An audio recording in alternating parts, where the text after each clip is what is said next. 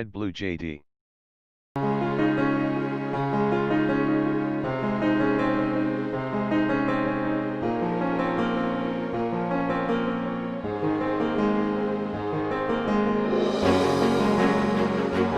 Mu mwaka wa 2017 mu mujyi wa Florida muri leta zunze ubumwe za Amerika, umugabo yafashwe nyuma yo gusambanya imbwa inshuro zirenga 100 mu myaka 4.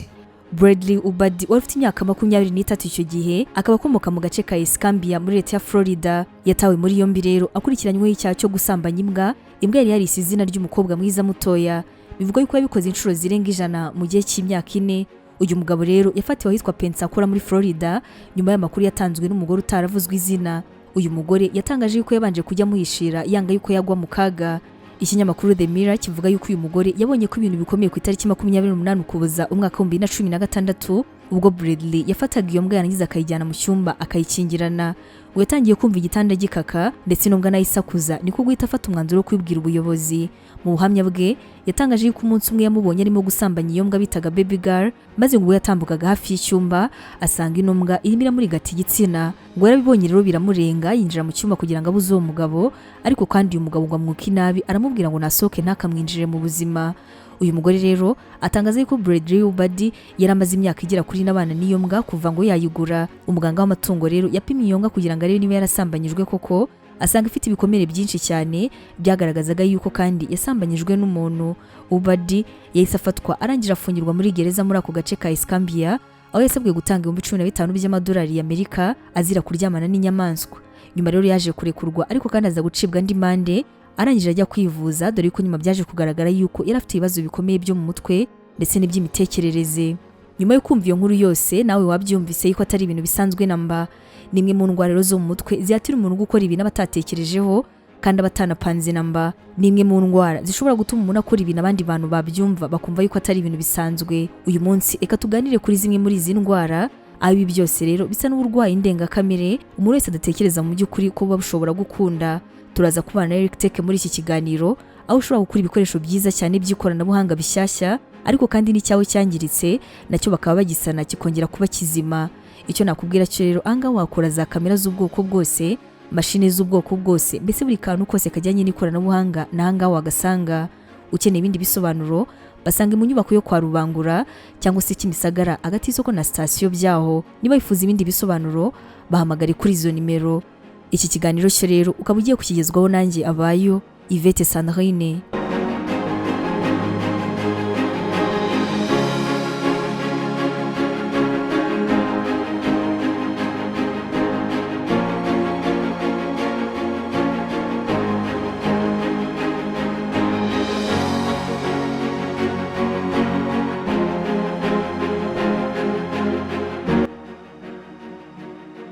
Ubundi ijambo filia ni ijambo rya kera ry'ikigereki risobanurwa nko kuvuga urukundo rwa kivandimwe, rikaba ariko ari n'ijambo risobanura icyarimwe ubucuti bukomeye.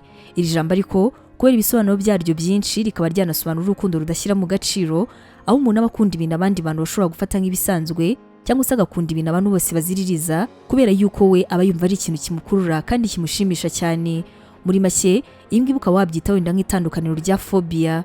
Dore urutonde noneho rwa za filia zidasanzwe ku isi abantu benshi cyane bashobora gutangazwa no kumva cyangwa se bashobora kurwara. Hari abantu bagira urukundo rukabije yewe rw'ikizira rwo kwifuza kuryamana n'abana batoya, rukaba rwitwa pedophilia. Iyi ni indwara yo gusambanya abana batoya kandi umuntu akabararikira akaba yumva rwose bamukurura cyane. Ni byinshi bishobora kwangiza ahazaza h'umwana, ariko bigeze ku gusambanywa akiri mutoya biba ari akarusho, iba ari indwara ikomeye cyane. Niyo mpamvu rero amategeko ateganya ibihano byihanukiriye ku muntu wese wishimisha asambanya abana batoya. Nyamara ariko nubwo abikora ntacyo bikanga ndetse bakaba banahanwa, hari igihe ibingibi rwose bishobora kuba ari uburwayi. N'uburwayi bwadukira abantu maze bagasigara bashimishwa no kwangiza abana. Ni kenshi ku isi hagiye hagaragara ingero zikomeye z'abantu nk'aba ngaba, abantu bakuru bakunze kugenda bangiza abana. Reka zino ngero tuzihere hano mu Rwanda. Mu karere ka Kirehe, umugabo yigeze gukekwaho gusambanya umwana yibyariye. Umugabo w'imyaka 43 y'amavuko mu murenge wa Musaza mu karere ka Kirehe yigeze gutabwa muri yombi n'urwego rw'ubugenzacyaha RedBlue nyuma yo gukekwaho gusambanya umwana yibyariye ufite imyaka 10. Ibi ngibi rero bikaba byarabereye mu mudugudu wa Ryabega, ahangaha akaba ari mu kagari ka Mubuga mu murenge wa Musaza mu karere ka Kirehe. Amakuru yo gusambanya uyu mwana yatanzwe n'uyu mwana nyuma yo kubiganiriza bagenzi be yuko papa yamuryamishije hasi yarangiza akamwambura imyenda ubundi akamukora ku gitsina. Ubusanzwe ngo uyu mugabo yaramaze imyaka 2 atabana n'umugore we, aho umugore yahukanye nyuma yo kugirana amakimbirane n'uyu mugabo. Uyu mugabo rero ngo yagiye kwa sebukwe kureba umugore we, maze rero umunsi umwe aza kujya kwa sebukwe aho yaragiye kumucyura. Ngo yaje gusanga badahari, ariko kandi asanga uyu mwana. Nibwo yamufashe ubundi atangira kumukorera ayo marorerwa. Icyo gihe wari umunyamabanga nshingwabikorwa w'umurenge wa Musaza witwa Bihoyiki Leonari yatangaje yuko umugabo yahise atabwa muri yombi nyuma y'aho umwana wabahamirije yuko yamuryamishije ubundi akamukora ku gitsina. Bihoyiki yakomeje avuga yuko bakibimenya bihutiye gufata uyu mugabo barangiza bakamushyikiriza ubugenzacyaha. Yaravuze ati umwana yoherejwe kwa muganga naho umugabo warafunze. Umwana twarabimubajije arongera bidusubiriramo neza, twasanze ari amahano. Nubwo kuri urugero utakwemeza neza rwose yuko uyu mugabo ari kiriya kibazo yari afite, ariko kandi byanashoboka. Ubushakashatsi rero bwimbitse ku bijyanye n'icyakorwa ngo arwanye kino cyorezo bugaragaza yuko kukirwanya neza ari ukubiganirizaho abana ndetse no kubaburira hakiri kare. Ngo bafite kino kibazo nabo bashobora kuba batabikoreshwa n'ubugome mu by'ukuri, ahubwo ngo n'uburwayi bwabo aho bukomeza kugenda bukura kugeza ubwo biba bitakira amahitamo yabo namba ko bakurwa n'utwana dutoya cyane baba babyaye. Uburwayi bwa pedophilia rero bukaba butuma umuntu burwaye ashimishwa cyangwa se akagera ku ndondoro y'ibyishimo bye mu bijyanye n'ihuzabitsina, ari uko yegereje akana gatoya cyane akagasambanya. Anga kandi numva akana gatoya niyumve ku myaka 18 wenda kuzamura. Oya, nuguhera ku myaka umwana bagaragaza ubwana wenda nk'imyaka 10, 11, 12 cyangwa se kumanura munsi y'10, nko guhera ku myaka 9 kumanura. Abagabo rero nibakunze kwibasirwa cyane n'iyi ndwara, dore ko umugore umwe wenyine ari ushobora gusa kurwara iyi ndwara, mu gihe abagabo 60 aribo bashobora gufatwa nayo. Wakwibaza uti ese haba hari igikorwa kugira ngo abantu bafite kino kibazo babashe kwitabwaho mu rwego rwo kuyirinda ndetse no kwirwanya? Ubu ngubu bashyizweho kampani nyinshi zitandukanye zikora ibipimo by'imibonano mpuzabitsina biri mu isura z'abana ku buryo wabyifuza yajya kubigura aho kujya gusambanya umwana. Ikindi rero mu gihe waketse yuko umuntu afite buno burwayi, ni byiza kugira impungenge hanyuma ugatangira kumuganiriza mu gihe aba ari inshuti yawe. Mu gihe utizeye ubufasha buhagije, ni byiza yuko wakwegera abaganga cyangwa se abandi bantu bose wizeye mu byerekeranye n'imitekerereze, bakaba bamwegera bakamufasha, kubera yuko ari uburwayi bukomeye bushobora kugira ingaruka zikomeye cyane ku buzima bw'abantu. Abafite kino kibazo nabo nabwo bijya biborohera kwigaragaza ngo nibarangiza bafashwe kugisohokamo, ariko kandi ni byiza cyane kwigaragaza niba ukeka yuko rwose urwaye buno burwayi. Iyo bisanze batyo bakunze kubigira rwose ibanga, hanyuma icyo gihe abana baba ari ababo cyangwa se ari abandi bagatangira kwazaharira. Niba uri umubyeyi rero, igihe cyawe ni iki kugira ngo wite kuri buri kintu cyose kirebana n'umwana wawe, uhereye ko wakekaho ikibazo kugeza rwose ko wizera. Umuganga mu ndwara zo mu mutwe witwa Ryan yaravuze ati wahera ukeka ko umugabo wawe mwashakanye adasambanya agakobwa kanyu mwibyariye, wabwirwa n'iki ko umugore wawe yagiye ku kazi adasambanya akana kanyu gatoya? Wabwirwa n'iki se ko umusaza wawe bisurishwa buri mugoroba atabazanywe na kagakobwa kanyu gatoya? Niki cyakubwira yuko umukozi wanyu wita ku bana banyu ko bwije n'uko bukeye adasambana n'abana banyu? Uyu muganga yakomeje avuga ati babakobwa b'inshuti zanyu bahura ngaho mu rugo rwanyu, wabwirwa n'iki ko bataba bakurikiranye kagahungu kanyu gatoya? Ni ngombwa rero kuba ufite ubushobozi buhagije bwo kugera ku mutima w'umwana wawe. Imyaka yose yaba afite, ni byiza yuko ubakamo icyizere umwana wawe, yarangiza akabasha kukuganiriza, akakubwira buri kintu cyose gishobora kuba mu buzima bwe, dore yuko ariho neza uba ushobora kwizera ubuzima bwe bwiza. Witegereze yuko umwana azakubwira yuko ari uwamukorakoye, ahubwo icyo gihe uzaba warakererewe. Ibyiza gerageza kumuteguza hakiri kare. Nyuma y'ibyo ngibyo rero gerageza unamwereka ibyo agomba kuzirinda, hanyuma unamubwire kutazatinya kugira icyo akubwira mu gihe azaba yahuye n'ikibazo. Ukurikije imyaka ye, mubwire yuko nta muntu ugomba kumukorera ku gitsina, kugikoraho cyangwa se kugerageza kumukora ibikorwa biganisha ku busambanyi. Ubushakashatsi bwerekeranye n'ubu burwayi bukaba bukomeza buvuga yuko ngo wabikoze rimwe gusa aba ari ibyago biva ku 10% kugeza kuri 50% yuko ashobora kongera kubisubira. Ikindi giteye inkeke rero nuko gusambanya abana ngo bidapfa kumenyekana. Mu bihugu byinshi byo ku isi hari abantu batandukanye barimo n'uwitwa Shing Takagi washinze kampani ikora ibipimo byo kugoboka abasambanya abana batoya kugira ngo bajye bajya muri ibyo bikorwa by'urukozasoni, ahubwo bajye gusambanya ibyo bipupe. Iyi ndwara kugeza none nta muti irabonerwa. Ibyagiye bigeragezwa byose nibijyanye no kuganiriza abayirwaye, abahohotewe ndetse n'uburyo bwiza cyane bwo kwirinda ahantu hari abana mu gihe cyose waba utekereza yuko ufite kiriya kibazo. Kugeza ubu ngubu kandi nta gihamya n'imwe ihari ko biriya bipupe byaba byarafashije abarwayi b'iyi ndwara. Nani hari kandi igaragaza guhindura imitekerereze abapedofile baba bafite yo kwifuza gusambanya abana. Ikindi kandi nta naho byagaragaye yuko byarinda abana guhohoterwa. Peter Fegani, umwe ari muri kaminuza y'ubuvuzi ya John Hopkins, avuga yuko ngo bari mu bushakashatsi buzageza ku muti nyawo w'iyi ndwara, ariko kandi uko bigaragara bikaba bizatwara igihe. Mu bundi bushakashatsi bwakozwe n'iyi kaminuza babashije gusuzuma ibijyanye n'abantu bakemura ibibazo by'irari ryabo mu bijyanye no guhuza ibitsina, byagaragaje ko abantu bifuza kuryamana n'abana ngo wabyifuza ku rwego umuntu wese atapfa kubyumva. Muri make ntabwo bashobora kubyakira kandi umwana niwe muntu wenyine ushobora kubanyura.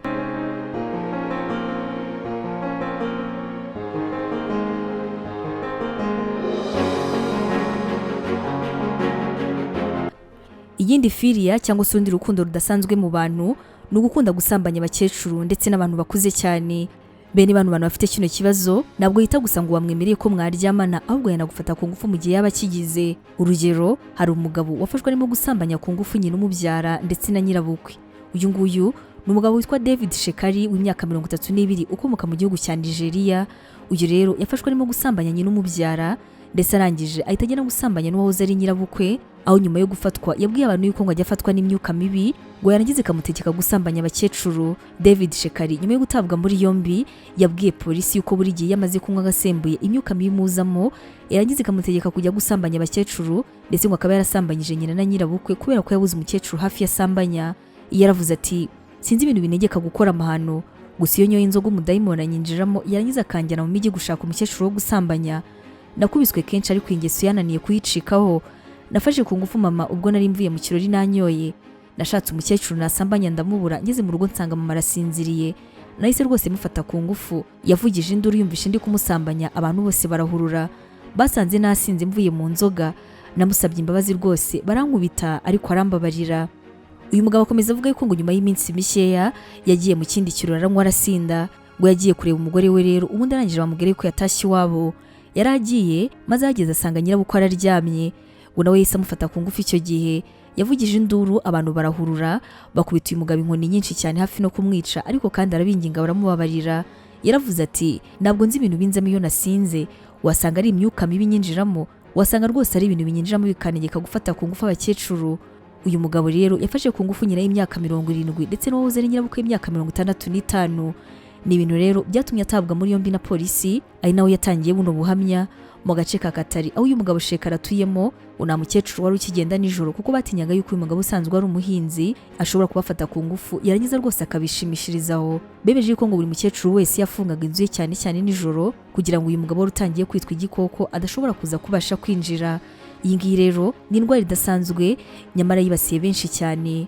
Usibye nawe ngaho muri icyo gihugu rero na hano mu Rwanda hari umuhungu w'imyaka 22 wigeze gushinjwa gusambanya nyina umubyara. Uyu musore w'imyaka 22 y'amavuko wari utuye mu murenge wa Kibirizi mu karere ka Nyanza yarakurikiranyweho gufata ku ngufu nyina umubyara yarangiza kandi akamusambanya. Uwo mubyeyi amye yuko umuhungu ngo yamufashe ku ngufu akamusambanya ku itariki 13 z'ukwezi kwa gatandatu umwaka wa 2016.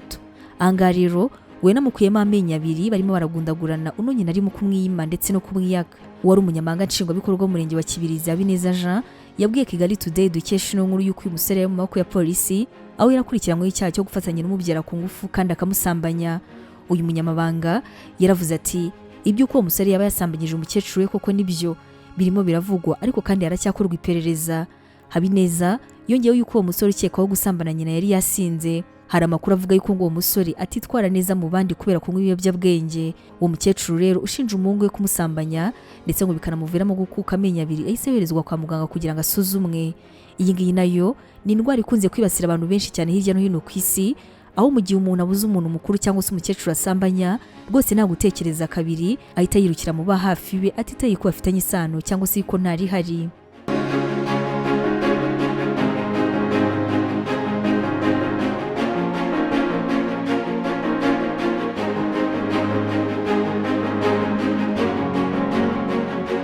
Hari indi firiya cyangwa se nano urukundo rudasanzwe aho umuntu none yifuza gusambanya amatungo. Ahangaha naho hari ingero zitandukanye zibigaragaza. Ni umusore witwa Kennedy Kambani w'imyaka 21 ukomoka mu gihugu cya Malawi. Uyu yafashwe arimo gusambanya ihene yiregura avuga yuko atayifashe ku ngufu, ahubwo ngo ko yabanje kwisaba ko bakorana imibonano mpuzabitsina kandi ngo nayo ikabyemera. Kambani yafashwe arimo gusambanya ino hene nyuma yaho nyirawe yamubonye akagira ngo arashaka kuyiba. Nyuma rero yahise ajya guhamagara abaturanyi, ariko kandi ngo cya kimwaro wa nyiri ihene yaramaze kubonana n'umuhungu, ntabwo cyari cyo kwiba ahubwo cyari cyo kwifuza gusambana. Uyu ngiyo abaturanyi bakimara guhurura bamufatiye mu cyuho akimara kurangiza rwose amaze gusambanya ihene. Umuvugizi wa polisi uyu musore atuyemo witwa Rubirino Kayitano yabwiye abanyamakuru ati, nyiririya ihene yitwa Pempero yabonye umusore ari kumwe n'ihene ye agira ngo arashaka kuyiba. Yahise ajya guhamagara abantu ngo bamufatire mu cyuho, nyamara ariko bahageze ahubwo basanga arimo kuyisambanya. Kambani yise ajyanwa mu biro bya polisi kubera kino cyaha cyo gusambanya n'ino tungo. Yabwiye polisi ko atigeze afatira ihene ku ngufu, ahubwo ko yabanje kuyibisaba maze nayo rwose ikayimwemerera. Icyaha cyo gusambanya amatungo ntabwo ari uriya gusa cyagaragayeho. Harimo witwa Reben Mwaba ukomoka mu gihugu cya Zambia wafashwe arimo gusambanya ihene yari hafi kubyara. Undi mugabo witwa Feserani nawe yafashwe arimo gusambanyiriza ihene y'umuturanyi ku buriri bwe nayo yendaga kubyara. Tumaze kureba hamwe filime isa n'iziziririzwa, reka mu kanya gatoya tuze turebere hamwe izisa n'izidasanzwe ariko kandi wenda zitaziririzwa.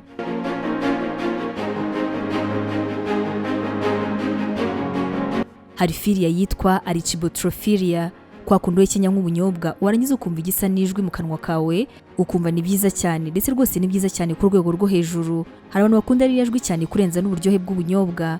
Ibyo ngibyo rero niba utekereza yuko ari kuriya kuntu umeze, ufite filia yitwa Archibotrophilia.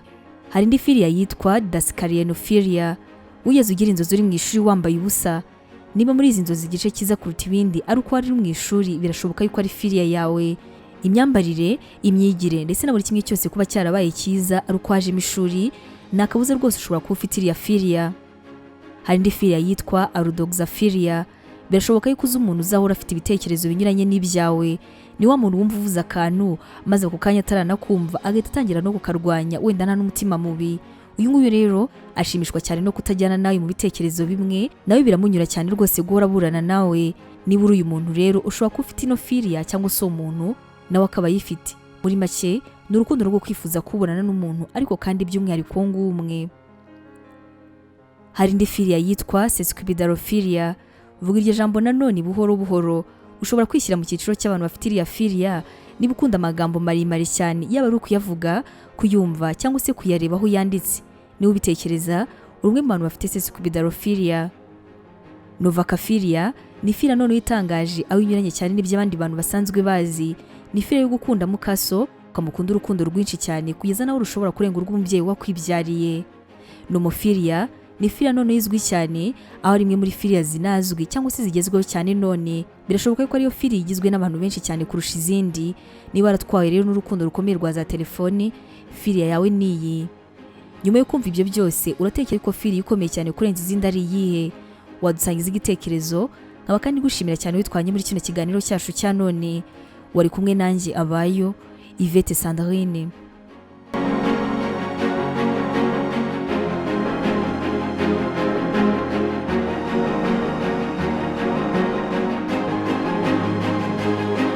Abacuruzi bafite ibicuruzwa na serivisi nziza ariko bafite ikibazo cy'uko abantu benshi batazi ubucuruzi bwabo. Hari icyo wakora ibihumbi n'ibihumbi by'abanyarwanda bakarara bamenya ibikorwa byawe. Muri RedBlue JD bakwereka uko ubigenza ubucuruzi bwawe bukamenyekana kandi n'abakiriya bakarushaho kukwegera no kukwizera. Bafotora ibikorwa byawe, bagasobanura ubuziranenge bwabyo, bakanabimurikira abakiriya. Bafotora abageni, bakanababikira video z'ubukwe bwabo kuri YouTube ku buryo nta kibazo cyo kongera kubura amashusho cyabaho. Abaririmbyi babakorera amashusho y'indirimbo zijyanye n'igihe, bakanabafasha kumenyekanisha ibihangano byabo. Abantu basobanutse bamaze kumenya ibyiza byo gukorana na RedBlue JD. Abakorera munsi y'isoko rya Kimisagara werekeza Nyabugogo. Wahamagara kuri 0788 36 53 55. Byigeze bikubaho kwitabira ibirori, inama cyangwa se ibindi bikorwa bikaba uhari ukabikurikirana kuva bitangiye kugera bisoje, ariko nyuma y'ukwezi kumwe ugatangira kwibagirwa bimwe mu bice by'uko uwo muhango wagenze kandi wari uhari? Niba urimo kureba aya mashusho ni uko udashobora kwihanganira kureba amashusho no kumva amagambo atari meza. Turi miliyari 7 z'abantu kuri iyi si. Abarenga miliyari 4 muri twe dukoresha internet. Buri wese muri twe arihariye, ateye ukwe, afite ibyo akunda ku giti cye adahuje n'undi wari we wese. None niba dutandukanye, kubera iki twagira ubwoko bumwe bw'ibirori? Kubera iki inkuru zacu abantu bazi barakimwe? Ntabwo bikiri ibanga ko ari we wese ko uyu munsi RedBlue JD ari kompanyi ifata amashusho ikanayatunganya, igakoramo inkuru cyangwa se ibyegeranyo bidashobora guhaza ijisho cyangwa se ugutwi ko ari we wese inshuro imwe. RedBlue JD ni inkuru yo kubara, ariko cyane cyane ni inkuru ivuga uburyo abantu bafata amafoto meza y'ubukwe n'ibindi birori. Inkuru y'uburyo babika amashusho y'ibirori n'ibindi bikorwa kuri internet, ubwo ukabubonye uburenganzira bwo gutunga amashusho yawe ubuzima bwose. nta muntu nzi wakoze ibirori, inama n'ibindi bikorwa ngo areke gushimishwa no kongera kugira bya byishimo cyangwa se kwiyumva nk'uko yiyumvaga cya gihe. Ibi bikaba atagombye gusubiramo bya birori, ahubwo akabikesha amashusho n'amafoto yafashwe mu buryo bwiza. Umuntu wese uvuze ibirori bishingiye ku muryango no ku mibanire aba avuze ubukwe. Uvuze ubukwe bwagenze neza aba avuze amashusho n'amafoto yabwo yafashwe neza. Uvuze amashusho n'amafoto yafashwe neza mu bukwe, mu nama no mu bindi birori aba avuze RedBlue JD. RedBlue JD ni indi nyito bakoresha iyo bashaka kuvuga filime mbarankuru zikozwe mu mashusho meza n'ubutumwa butava mu mutwe w'uwabwumvise. Hari ikibazo kimwe kirebana n'iyi ngingo. Ibi byose mwabikoraga mute RedBlue JD itaraza? Abakorera munsi y'isoko rya Kimisagara werekeza Nyabugogo. Wahamagara kuri 0788 36 53 55.